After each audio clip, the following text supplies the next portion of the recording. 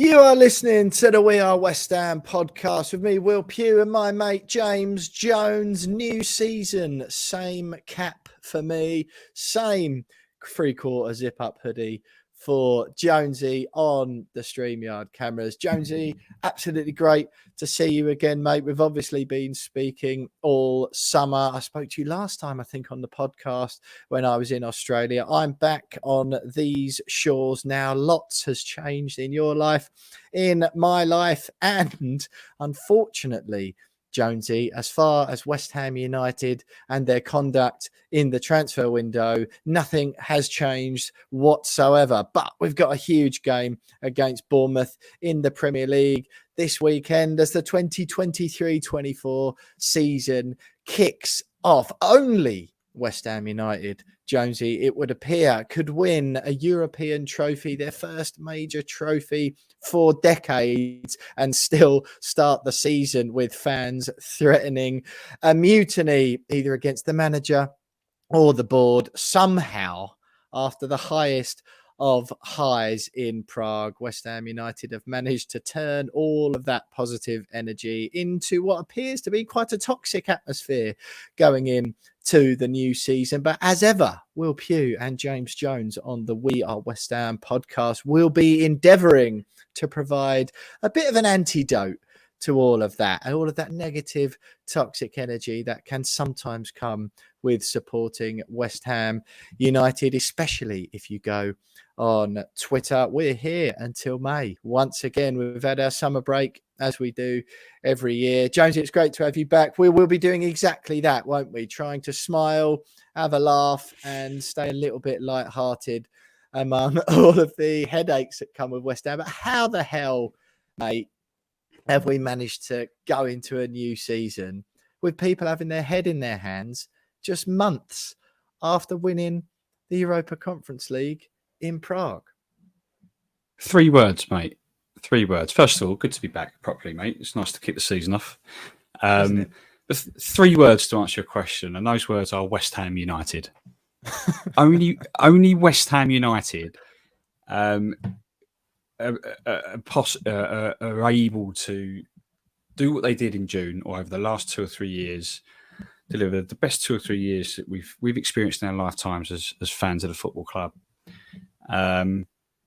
and then completely mess it all up within 2 months. Now, we might still have a good season, good run in the Europa League, absolutely fine. But this summer, arguably, was one of the easiest summers for the football club to navigate. You knew Declan Rice was going. You knew that 2 years ago. So you had 2 years to plan for his exit and to replace him. Couldn't do it. You've just won a trophy. So you're an attractive proposition. You're back in the Europa League. Attractive proposition for potential incomings.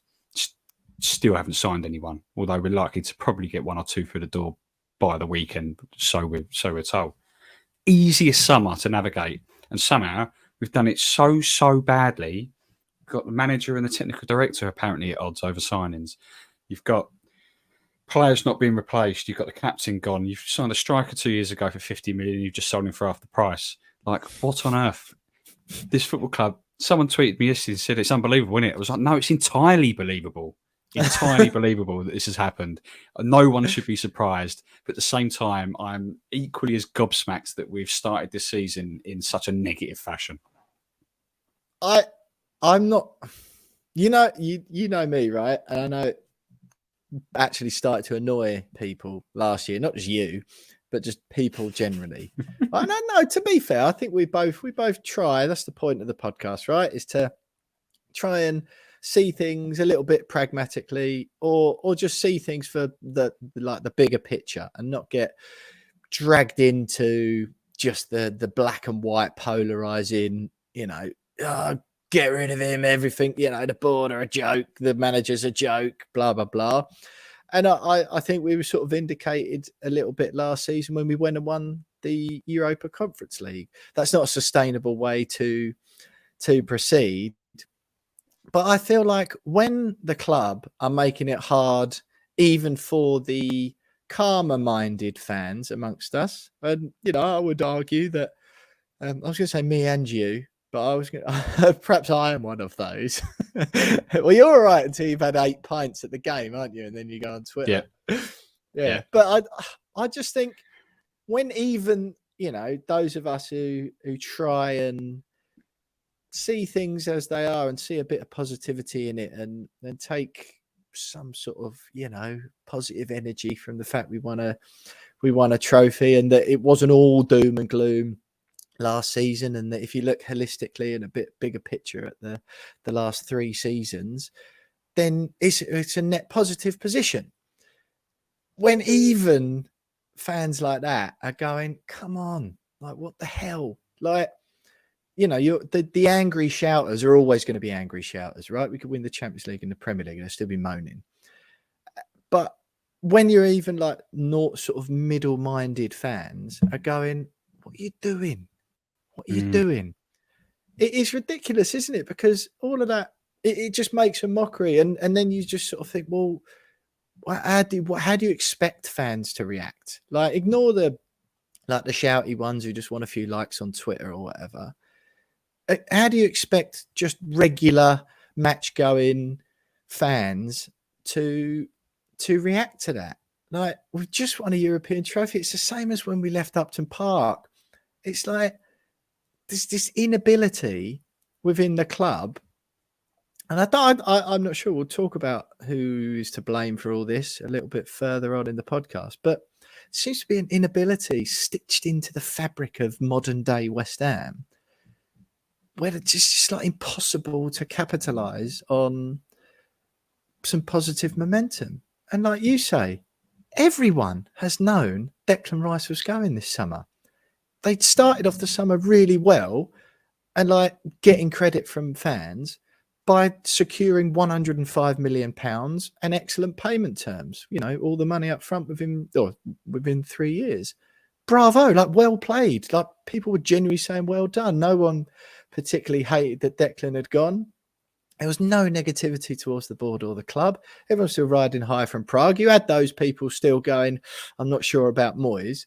But once they sort of dug their flag in the sand and said they're going to back him, he's won a trophy. All right, fine, but then crack on then and prove the doubters wrong. Those waiting in the wings to sort of stick the knife in again, prove them wrong and just crack on as you are and ride this wave of positivity. But no. Even right. So, like, how do you do it? How do you do it? How? It's just so annoying. This is the thing. It's like any football club worth its salt, right? Any football club will have sold a player, their most important player, club captain, and would have already had replacements lined up. Now, the way this transfer window's gone, this summer's gone, there was not a plan for selling Declan Rice. I don't care what anyone says. No. Yes, okay, no. we were linked with 6 defensive midfielders. Like Zakaria was supposedly supposed to sign. He's disappeared off the face of the earth. Like, we were led to believe that, no, there is a plan. We're just still working on that plan. There wasn't a plan. I'm sorry, but there was not a plan in place for Declan Rice leaving and us bringing in a replacement. Otherwise, that replacement would have already signed for us, and he probably would have 2 pre-season games under his belt. That's not the case. And we're going into this weekend against Bournemouth on the first day of the new Premier League season with a weaker midfield as a result. And if we have that weaker midfield, even just for weaker attack, so it's the same attack. It's just Antonio's still going to be there, and he, bless him, still running about. But the midfield is going to be weaker, and even if it's just for one game, it's still not acceptable. It's not acceptable. You've had Declan Rice was one of the first transfers to be announced in the entire Premier League in the summer. Yeah, and he still hasn't been replaced. And we start the season in 3 days' time. It's unacceptable from the football club. And like, who's to blame? We'll get into it, but I mean, there's probably a few to blame. But it's ridiculous, really, isn't it, mate? Right now, okay, so I'll go into not devil's advocate mode, because last season, most of the time when I say stuff, I genuinely, do just try and look at it pragmatically. Is this one of those situations where I do a Will Pugh on you and go, look, still plenty of time left in the transfer window. I refuse to be too negative on the podcast until the until the transfer window shut, and it's a complete disaster. Because to be honest, as we're recording this on Wednesday morning, the 9th of August, understood to have agreed a deal finally with Southampton for James Ward-Prowse. Still not sure he fits into Moyes' style at all. He's good at free kicks. Other than that, I don't know. I don't see any attributes in him that David Moyes would like. Also, the Lucas Paqueta news has come out. Manchester City interested at this stage, as we're talking. West Ham understood to have told them that their proposal is completely unacceptable. Lucas Paqueta, it's understood I understand he's got a £85 million release clause in his contract for next summer. I tweeted out this morning, I think accepting anything less than 90 million in this transfer window would be a dereliction of duty by the club. I appreciate that is also my favourite phrase, but now Declan Rice has gone and they got 105 million for him, I can now reuse the phrase dereliction of duty to apply it to another situation. And yeah, it looks like Edson Alvarez is going to get over the line as well. It just something's up, isn't it? Something's wrong. And I perhaps naively, I think, thought that the Conference League win would perhaps heal a few wounds and give us a platform upon which to build off of. But it doesn't look like the introduction of Tim Stuyton. That sounds like a disaster. Like, we haven't. David Moyes, whether it's him who's unhappy or not, I don't know where the blame lies, but it's just all is not well, is it? I think also we haven't even touched upon the fact that Aaron Cresswell hasn't trained for a week, refusing to train. Now that, for me, is the biggest red flag in all of this. Aaron Cresswell, you saw how emotional he was after winning the trophy. We know how much he loves the club, loves playing for the club. The fact that he is refusing to play or train, that tells me that there's something seriously wrong going on behind the scenes. Seriously wrong. The fact that even he is down tools, that's a big worry for me. Like, out of everything that's going on this summer, I can't turn a blind eye at that and go, oh, well, it's just like my brother said to me, he was like, oh, just forget him. If you ain't going to play, then forget him, sell him.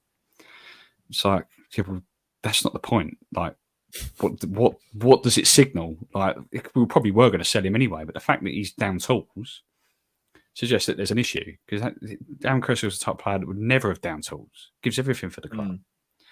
If he gets sent off in European semi-finals, trying to, he is the next best thing to Mr. West Ham as Mark Noble or Declan Rice were, in terms of longevity at the club, gives everything. Now he doesn't want to play for us anymore. Why? Yeah. Why? Like, we're not really getting any answers. Why? Something ain't right. No, look, to be honest, as far as Cresswell goes, I think I'd go on strike if there was a chance that I could go and play with Craig Dawson again. Reports. Well, that's very true. Yeah, very true. Yeah. Look, we'll go into all this in a bit more detail. Jonesy, what have you been up to? How are you? How's things? Loads of news for you professionally and personally. I've got some things to update you on. I've been out in Australia, of course, watched both West Ham's pre-season games out there, met some of the listeners down under, which was phenomenal, did the live podcast event in Adelaide. We have had some issues sorting out the editing of the footage and the audio for that, but they are in hand, so that will be up soon as possible. Thanks again, as always, to Miriam Errington and her company, Miriam Errington Conveyancing, who made that trip possible. It was amazing. What you've been up to, Jonesy? Talk to me. Tell everyone what is new. Cool. Where do I start? It's been a busy summer. Went to Spain for a week, which was lovely. Got a new tattoo in tribute to the Conference League win and my dad's birthday. Obviously, we wanted my dad's 60th birthday, so I got a tattoo for that. Big quit my job guy these days, aren't you? Yeah, I don't know if you can see it on the. Actually, you can't really see it with this angle, but you can kind of see it on my arm. There it is. Yeah, There, just look. do So if that. you What are look you in the trying to YouTube. do? Yeah, I don't know. I don't know what. For? It's because it's all a little bit backwards, the screen and the camera. But yeah, you can just about see it there. But That was like the most straightforward thing to do ever. Just show your inner arm to the camera, and you're like contorting yourself like a Russian gymnast. Thing is, if I move the way the camera is, if I move my arm right on the screen, it moves left. So I'm getting a little bit confused as to where I'm going. I'll be honest, Anyway. mate. I was going to say like a Russian gymnast in the circus, and there are those who have called us clowns before. So yeah, there you go. A fitting analogy. There you go. But yeah, I've got that. Quit my job a couple of weeks ago. It's been fun and games ever since. Now on the search for a new one. So yeah, it's been a bit of a crazy few months. And then last weekend I went on a bit of a 4-day bender, which was I know slightly unexpected, but hotly needed at the same time, just to let off a bit of steam. Yeah, I mean, for those listening, mate, who might be thinking, Tattoo quit his job, going on 4-day drinking benders in central London when he's got a wife and child at home, who might be thinking the words midlife and crisis. Have you got sort of anything to reassure those people? No, well, the weekend bender was, or perhaps friends and co-hosts of yours. No, Harrison and Lucy are away for the weekend anyway. So I had planned to come back to London to meet friends. Then my company announced the summer party on the Friday, so I thought, well, I'll go to that as well. I was in the office on Thursday doing handover, and then I finished that at like 2 PM, so straight in the pub.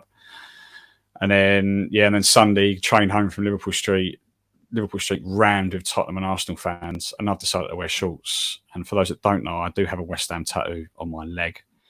So me walking through Liverpool Street Station, extremely hungover, walking through crowds of Arsenal and Tottenham fans was one of the most uncomfortable experiences of my life.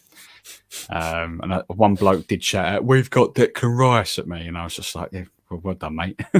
Congratulations. Congrats. Yeah. We got Flynn Downs, mate. I don't know what you're talking about. So yeah, it's not a midlife crisis. It was planned, but quitting the job was needed. Been there for 10 years, and the tattoo, I've grown quite fond of tattoos over the last 18 months, as people may have already noticed. So they are very addictive. They are very addictive. So yeah, it's just normal summer in the life of James Jones. Yeah, fair enough. Well, just to clarify then, just sort of like a bit of a check test, I think, to make sure you're definitely not having a midlife crisis. Have you bought a convertible Porsche? No, but I have been looking at new cars recently. Oh, God, mate. This is what cars, first of all? Well, I need a little runabout to go to and from London because it'd be work out cheaper to get the train every time. So I've been looking at maybe a Mini. It's not quite midlife crisis, is it? It's not. No, I was eyeing up maybe. I think we discussed this on a previous show. Maybe like a very, very old and cheap like Audi TT or something like that. But that's what I've got, mate. Yeah, beautiful. Yeah, something that's not something that perhaps used to be really flashy, but is now no longer that flashy, and you can pick them up quite cheap on the second-hand market. We'll see. All right, to be fair, that's not midlife crisis-y. I guess this probably might not be the place that you would divulge this, but worth asking. Have you had an affair with your secretary? Well, first of all, I don't have a secretary, so the answer to that is no. Have you had an affair with anyone? No, not had an affair. 100% haven't had an affair.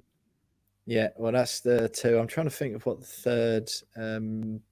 Have you bought anything ridiculous? Like the soft top and the affair are usually sort of like hallmarks for midlife crises, aren't they? Have you done anything else or bought anything else ridiculous? Bought a couple of new self-help books. If that, no, it's just kind of me, though, isn't it? It's normal. To go the other 8,000. How to get over your midlife crisis. This is one of them. No, I've just bought a few more of those, but no, I haven't really. It's been relatively straightforward. Yeah, no, I know I'm awake. I know what I'm doing. Yeah, happy days. Okay, well, as you're not having a midlife, anything else to report then? No, Pretty much covered it. not really. I'm looking forward to hearing what you've been up to. Obviously, Australia was great. Yeah, Australia was very good, mate. Yeah, couple of weeks or 3.5 weeks. I was out there in in total. We did the 2 West Ham games first of all, Perth Glory and Spurs. Obviously, we had a brief chat about those. I met loads of listeners, mate, and it was so fun. It was really genuinely like uplifting and heartwarming. I was disconcerted to discover you've got quite a few fans out there. Yes, Nice. wasn't very comfortable with that. Obviously, that led me to question the sanity of quite a few people and whether or not our listener base is quite as cool and generally have their heads screwed on as I thought. But no, it was brilliant, mate. It was really good. I've mentioned some names already on here, and when the live podcast from Adelaide goes up in the next day or two, you'll hear some of the mentions. But yeah, I mean, I won't remember them all off the top of my head, but Tino from Melbourne, George was great. Charlie and Hope that I met, Hope, I literally flown all the way around the other side of the world. Turned out Hope went to my school, and Charlie grew up 10 minutes down the road from where my mum and dad did. There was, obviously Miriam, all the Aussie guys. Guy from the Adelaide Hammers was great. We met loads of them. Min, I can't remember all the names off the top of my head, mate, but plenty of people coming up and saying hello to Ian and Paul as well. Excuse me.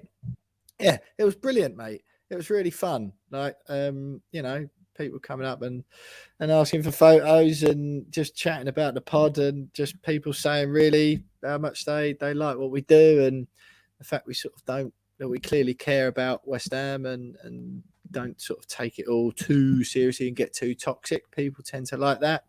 It was brilliant, mate. Just hearing, you know what's funny? I don't know about you. I know you speak to sort of people come up to you every now and then. I think what the fun bit is like hearing how and when people listen and how different that can be. You got like people who wake up in the morning and it's the first thing they do. They press play when it comes out and while they're making their coffees. Or you've got people who drive really long distances to work or whatever it might be, and they've got them on in the car. They have them on in the car every week. It's just, I don't know, it's just really nice to see these. Obviously, for us, the experience of doing this is just staring at each other on a screen, and you give zero thought to the fact that, thousands of people will download this and listen to what we've got to say every week. You don't give any thought while we're chatting about it at all. So it was really nice and really humbling for me to hear a lot of people, come up and just saying how much I like what we do. So really enjoyed that. It's a shame, really. It was all quite positive at that time. It was around that time we got the money for Declan Rice. We were playing okay. 2 good results out in Australia. David Moyes seemed a little bit funny in the press conferences I went to. I don't think he was that keen on going all the way around the other side of the world, but I really enjoyed it. Then worked for the Women's World Cup after that for the group stages. Went to 3 of those games. That was really fun. All in all, mate, very, very positive experience. I didn't get to do quite as much of the fun stuff that Australia has got to offer. I wanted to go great white shark diving, like in one of the cages. You could have done that, but everything's like, they're like, oh yeah, come to Perth or whatever. It's the gateway to go and whale shark diving I wanted to do as well. Yeah, Perth's the gateway for that of Australia. So, oh, cool. That sounds good. Yeah, just a mere 7-hour drive up the coast. What? Just around the corner from Perth. Perth's the gateway. How is that a gateway to anywhere? That's literally like saying Edinburgh's the gateway to Cornwall. It was just like, absolutely not. The great white shark thing in Adelaide as well. Same sort of thing. Oh, yeah. Southern Australia, Adelaide, perfect base for the only place in Australia you can go cage diving with great white sharks. Just a mere 12-hour drive or an hour and a half flight to Port Lincoln Bay or whatever it was. I was like, what the hell is this about? That was pretty good, mate. Back at it. And it's the football season has crept around already, isn't it? Absolutely nowhere. But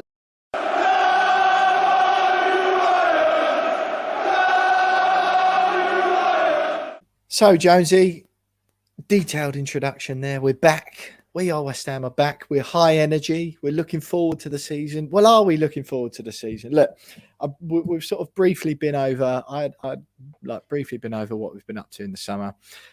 Really did have a great time out in Australia, and it was great for me to see how much it meant to, you know, all the thousands of fans that were out there on the ground, you know, English people, expats out there, people who've been out there for a couple of years, people who've been out there for decades and haven't watched West Ham in 20 or 30 years, Aussie fans. Some of the touching stories I heard about, they either had British parents or parents who died who supported West Ham, and it was their way of carrying on sort of, you know, relationship with you know, family members who had passed away and all that sort of stuff.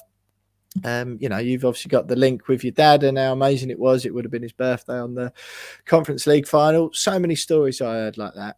And it meant so much to those people to be able to see their team in person. And I think credit to West Ham for A, the squad they brought out there, and B, particularly in the Tottenham game, the effort they put in. It wasn't played out like a pre-season friendly at all. Really enjoyable game. Pre-season since then, Jonesy, obviously, who had the debacle with the journey to Leverkusen. I don't know if you saw that. West Ham rocked up at Stansted the night before the game, and the pilot had his car broken into and his passport stolen, and the airline weren't able to source another pilot. So all the players went home and had to drive back to the airport of their own accord at like 5 a.m. on the morning of the game. They only landed in Germany a couple of hours before the kickoff. Obviously lost 4-0. Yeah, loads of grief I missed for that that one. But I completely missed that. Yeah. It's just no idea that happened. No wonder we got battered then. Yeah, exactly. Well, they were getting a lot of grief for it. Yeah, it turned out. The passport, the pilot, like I say, he had his car broken into. He had his passport with him, and he weren't allowed to fly the plane. And the airline couldn't get another pilot at such short notice. That was at Stansted, and yeah, that to go back first thing in the morning. And they landed, a couple of hours before kickoff, and whatever it was, bit of a nightmare preparation, but not the club's fault at all. Lost that game 4-0. What have you made then, just briefly then, of pre-season? Well, ever since we did a 100% record in pre-season and then proceeded to get relegated under Avram Grant, I've tended to not care as much about what goes on in pre-season and the results side of things. I did take particular joy in beating Spurs, though, to be honest, because let's be honest, it's not really a friendly when we play them regardless. So I was happy about that in particular. But other than that, it seems like we've gone through it without getting any injuries, touch wood. Obviously, this time last year, we'd signed Aguerd and then we'd lost Aguerd to injury. So that looks like we've come through with the clean bill of health. The squad's weaker. Which we've already touched on. But other than that, it seems to have done all right. We've played some decent sides. So, yeah. I'm just looking forward to season starting now. Are you actually? Because I don't know how I feel about that. So I am, because I love this time of year. I love like the build-up to a season, regardless of whether your side's done stupid things in the window or not. I love the anticipation of a new season. I love the first couple of months of it when the evenings are still quite light, so you can go to the game and it's still light out and come home after. So I do enjoy this part of the year, and then before it starts getting wet and windy and just becomes a little bit of a chore going to a game because it's freezing cold and your team's bound to lose 4-0 against Brighton or something.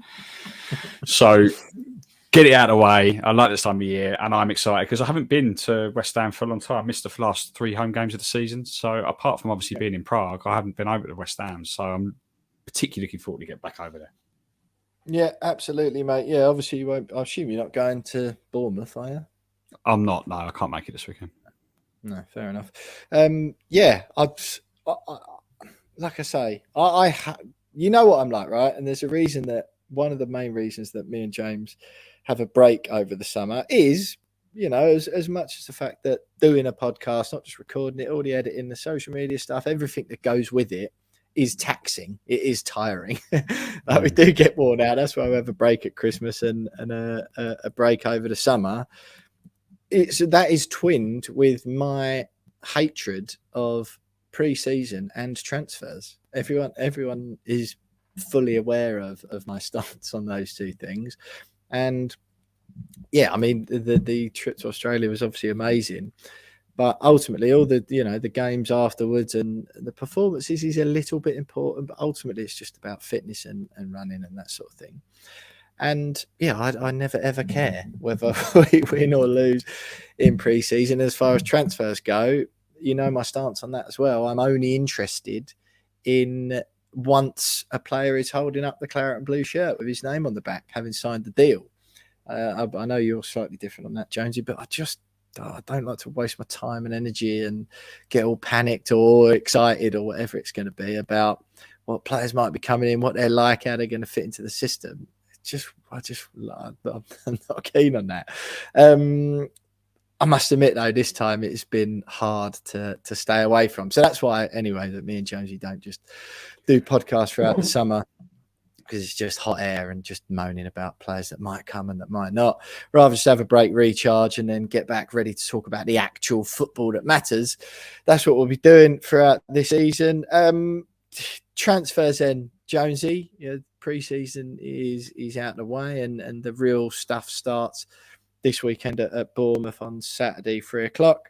But transfer-wise, we've touched on it at the beginning of the show. What I can to tell you at this stage, again, this might have changed by the time this goes up, but West Ham trying to sort out wage demands with Maguire. 200 grand a week, I think he gets at United. West Ham obviously not willing to pay that, but personal terms believed not to be a problem. I think it will see Manchester United covering some of Maguire's wages. The Lucas Paqueta deal, we're not sure. Again, at this stage, West Ham have told City it's unacceptable.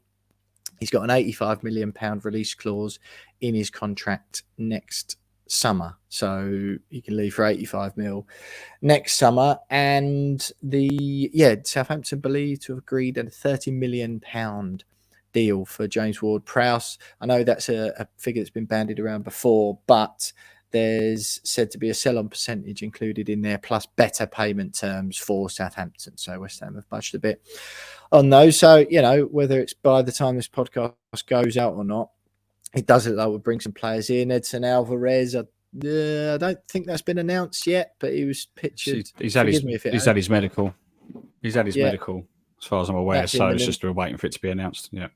Yeah, he was pictured flying over to London with Tim Steidten. It appears to have got his way on at least one transfer this summer. But look, Jonesy, I don't know if you want to talk about the players or you want to talk about, I guess, I don't know. Well, you tell me, or whether you want to talk about sort of who you feel is to blame in all of this. And just, we bought Tim Steidten and he comes really well, highly recommended from the continent, like a really good track record. And, there's talk of, he's like the Brighton, Brentford sort of mould, that sort of thing. But you just wonder whether it feels like a bit of square peg in a round hole, because that isn't really the club West Ham are. And Brentford and Brighton, it's not just one person. The whole club is set up and it's a way of thinking, and it's how the owners and the directors of football and all that sort of stuff and the manager all buy into one philosophy. And it feels like at West Ham, especially with the addition of Steidten, you've got sort of a board who don't really know what their identity is or what they want the identity of the club to be. You've got a manager who, it's fair to say, is fairly, everyone knows what Moyes' brand of football has been, and he likes, some Brexit transfers, basically. He's said to have sort of wanted, proven Premier League experience, British players, blah, blah, blah.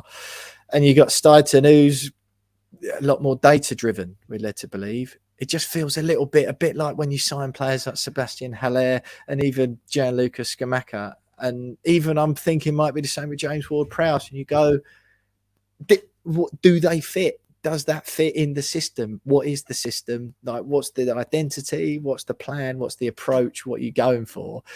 Everything just always seems so scattergun, doesn't it? Like picking sweets out the old pick and mix stall. It's like you got cola bottles 1 minute and then you got strawberry mice the next minute. If you eat them both concurrently, they just shouldn't be in the same bag, but for some reason they are. Do you know what I mean?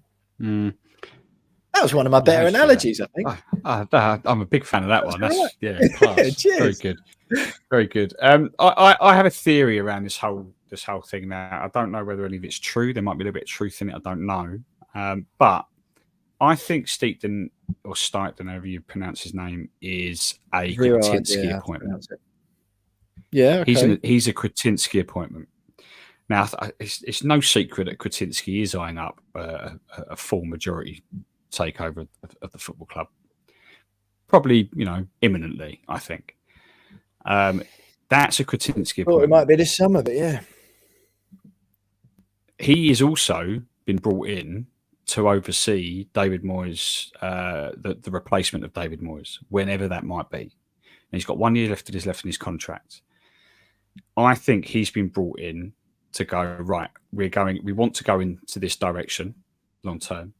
David Moyes has got 1 year left in his contract. We don't want to pay him off, but you're here to oversee when he does go, whether we end up sacking him early doors or he ends up last in the season, you will be responsible for replacing him. That's when we start seeing the full effects of having a technical director like him at the football club, who can then start building a proper scouting network and a proper data-driven strategy around how we move forward as a club from a recruitment perspective.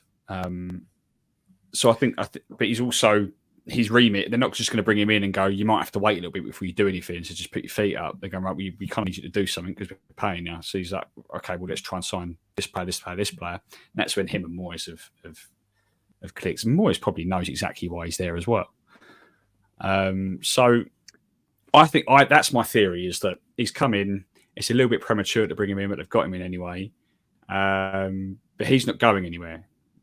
I don't think. And he will be a big player in what happens post Moyes.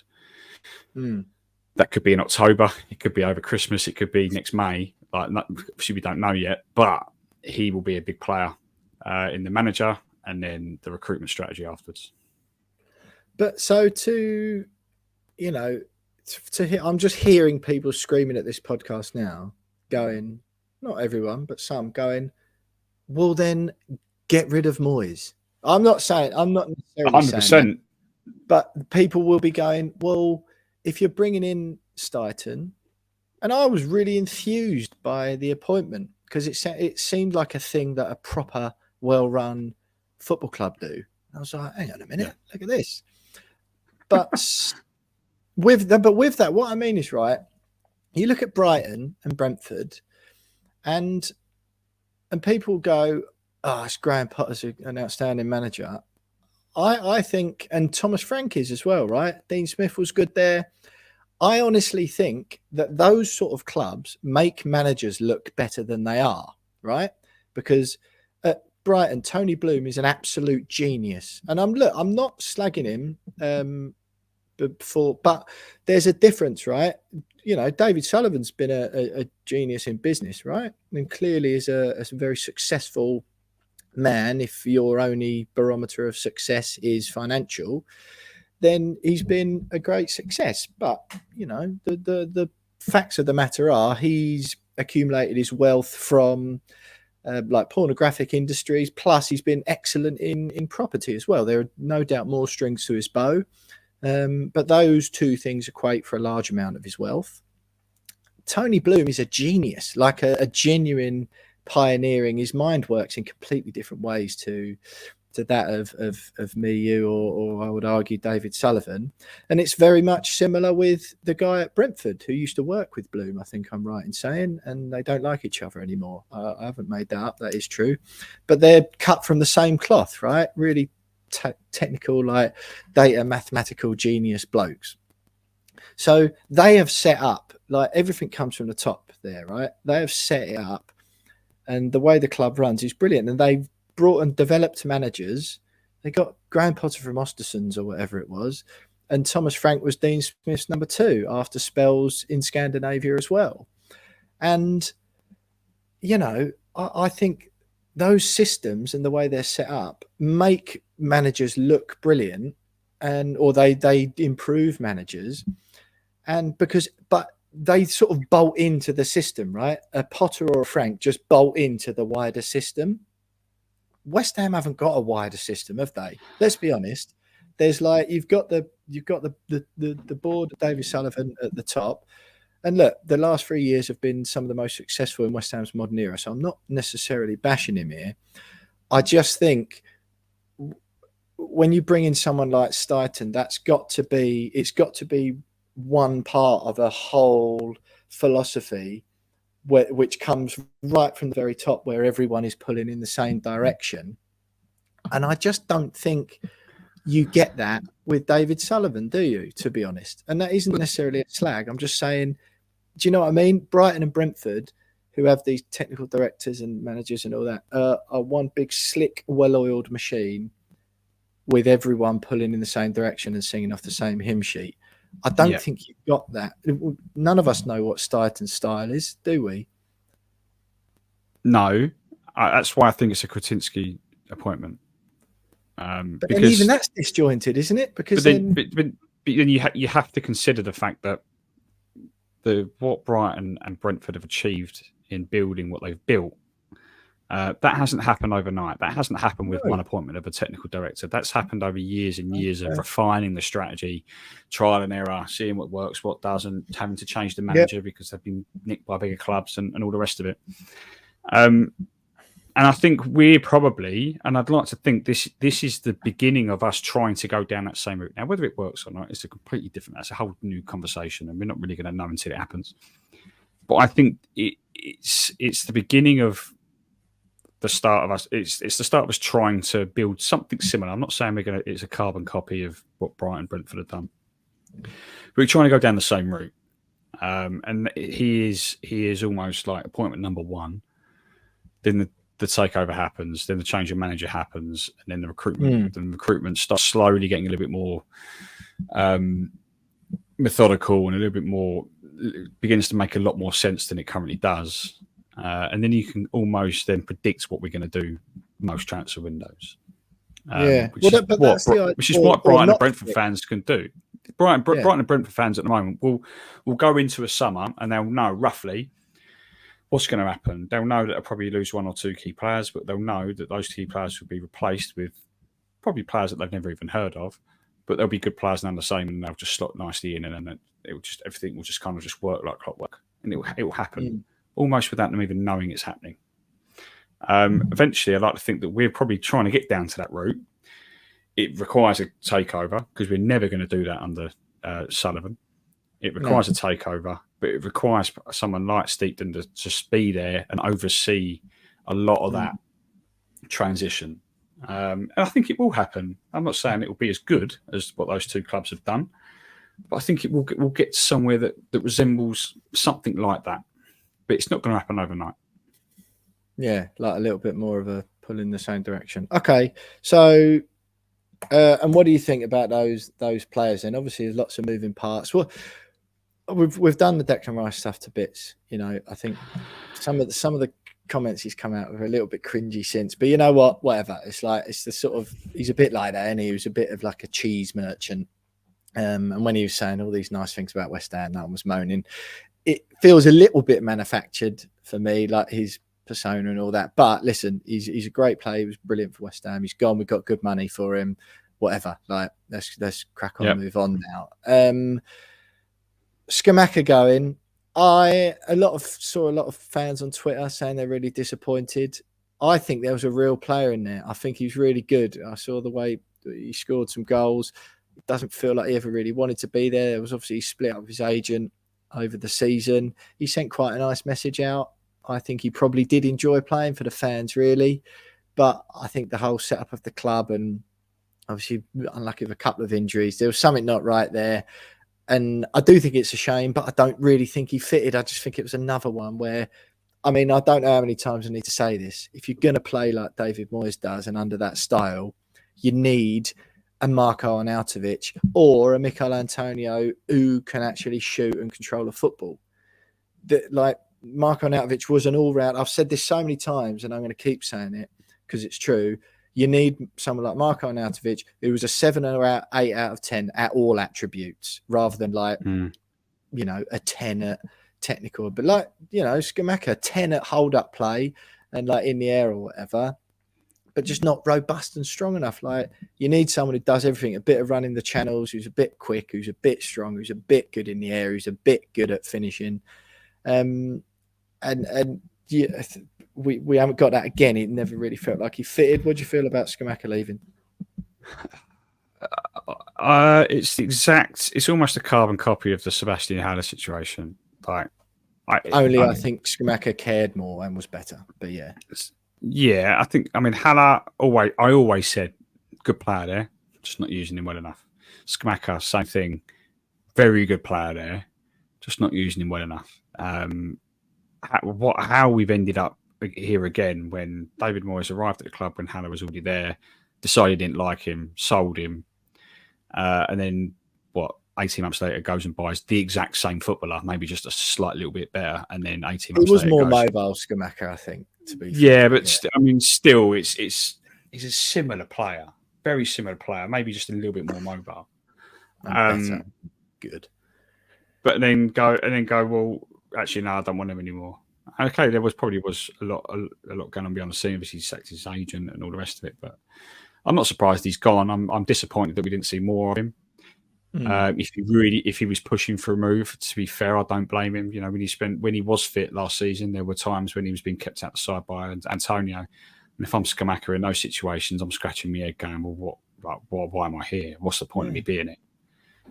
So I don't. If he was pushing, then fine. Good luck to him. Yeah. But we're just back to square one again with the strikers, aren't we? Like, it's just every summer. I think it's so embarrassing. I think it's really embarrassing. And the reports say Mikel Antonio wanted to leave. Good, but I don't know, man. I just find it really, really, really peculiar. Like, for a club of that size, I don't know too much about the extent of the scouting network or whatever. It can't be that difficult to go and find like a fairly robust all-round centre forward who but Moyes knows his style of play, right? Whether people like it or not, it doesn't matter. Moyes knows what he wants. Yeah. Mikel Antonio, when he, that like brief period of time where he was doing a really good impression of a centre forward and he could shoot and score goals and stuff like that, was really effective because he was quite quick, he's quite strong, he was all right at the time at holding the ball up, and he could put the ball in the net like every now and then. Those abilities, or lots of those abilities, have completely abandoned him, other than he's athletic. That's all he's got left now, right? I just find it baffling, absolutely baffling, that we're going into another season, an amateur really, that we're going into another season where it's Mikel Antonio again as your main striking point. I just think it's rubbish. It's rubbish. Fine, move Scamacca on, and I know it's a bit of a joke about how many strikers we've had, but fine. But like, they've got to be like a youngster out there. Mabama, right? He's obviously not ready. He's good. He is good, and he's got something about him. But let's be frank, right? You wouldn't be surprised, would you, if within 12 months' time he's starting for Cardiff every week in the mid-table in the Championship? He's clearly going to make it as a pro. He's really good. But is he West Ham Premier League quality? I don't think so yet. Not his fault, not a slight on him at all. But yeah, that just really annoys me. Anything else then to add, Jonesy, on transfers before we move on? Yeah, before we move on, just on the incomings, I think Edson Alvarez is a decent signing. I think I said when you dialed me into when we were in Australia that you don't replace Declan Rice, but you can bring someone in to just fill that hole, and I think he does that. So I think that's a good addition.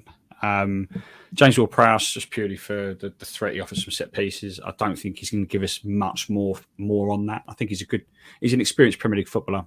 Over 350 Premier League appearances for Southampton.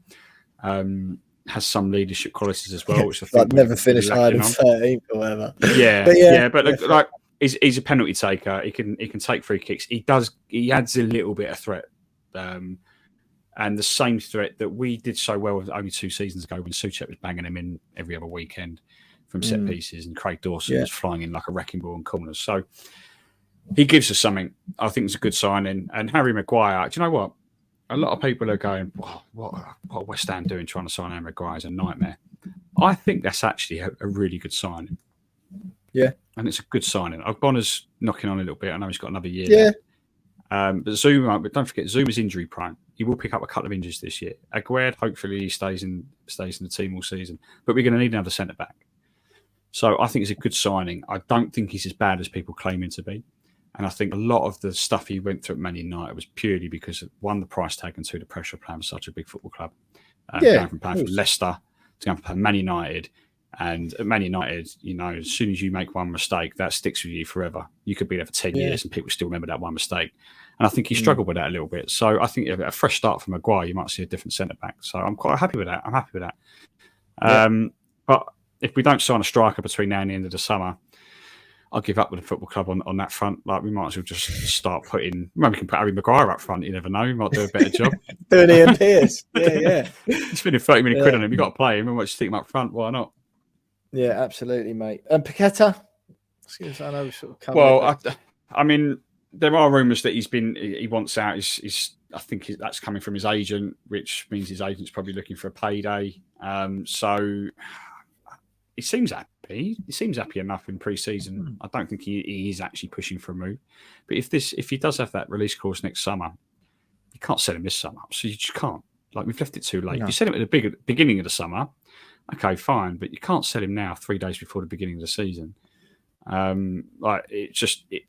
think if he's sold this summer and not adequately replaced, then I think there will be a mutiny on the hands of the football club. I don't think fans will accept that. I genuinely don't. I think you can't lose your 2 star players in the same summer and not replace them.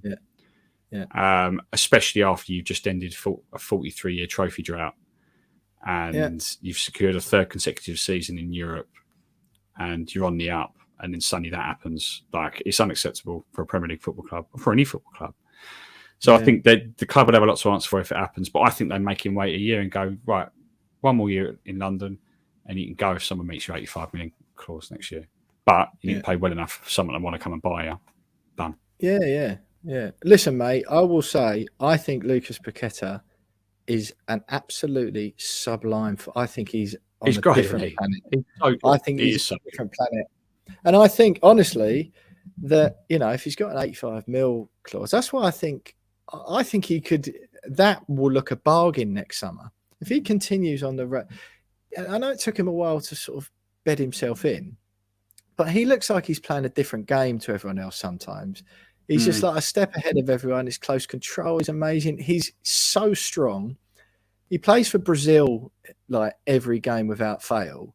Like, and to be quite frank, I believe it was Arsenal. I'm not certain on this, but I know there was a deal because the Lyon chairman came out and admitted it before he came to West Ham. They had a deal set up with a big team in England. I believe it was Arsenal. I can't be certain on that, but I'm pretty sure it was Arsenal. They had a big deal set up with a big club. That fell through, and West Ham just came and had virtually matched the terms. And from Paqueta's point of view, it's like, well, I'm going to have more eyes on me playing in the Prem every week, same sort of terms. I'm going to be financially better off than I would be staying at Lyon for another season. That's true. So it was clearly, you know, it was never like West Ham was his ultimate dream or whatever.